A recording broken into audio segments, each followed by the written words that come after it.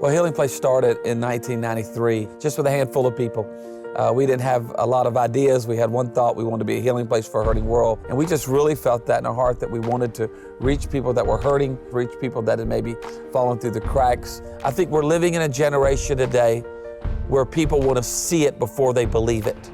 I think so often we've preached things and we've hollered things and we've yelled things, and we have a next generation that says, I don't buy into those principles. I don't believe those principles. They want to see it. And so we want to make sure that as pastors and myself and our leadership team, that we're ready to roll up our sleeves and get dirty. Just sitting in a meeting one day discussing what we were in a revolution that we wanted to see happen in our church and in our community. We said, that's exactly it. It's a servolution that we want to see happen. We really feel like we want to change the world through serving, and not an event-based, program-based, but then just on a regular basis in their home, in their neighborhoods, at their workplace. We want to let people that come here know God has blessed you with resources. He's blessed you with talents. We're going to be held responsible if we don't use those to serve the poor, the lost, and the hurting.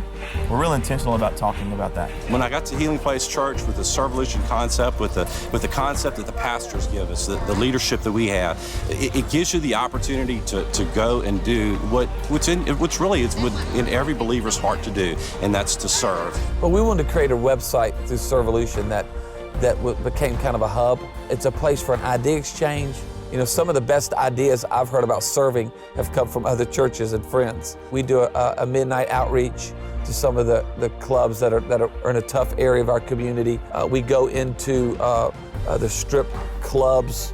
Our girls go into there and let them know that there are people here that want to do everything they can to see them valued and come to Christ. Constantly looking for ways that we can partner up with other great agencies in our community.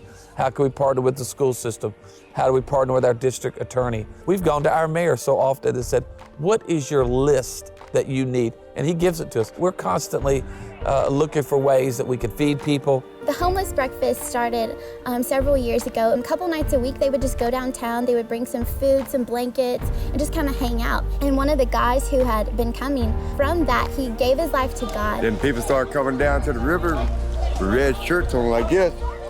I didn't know what to think of. They persistent. They didn't even come down when it wasn't even breakfast day. People used to come down there all the time getting me stuff. Since I did that, I feel that it's time for me to start giving back. The community has been responding. It has been overwhelming. I mean, they come out every week.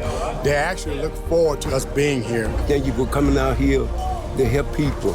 And everybody in the world needs help. And I wish you come back again.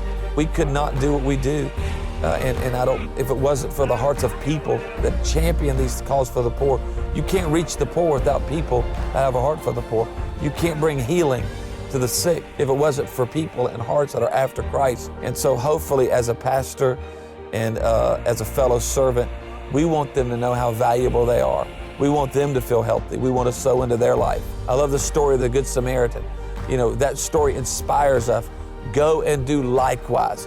Go do this and you will live and have peace. That's a servolution.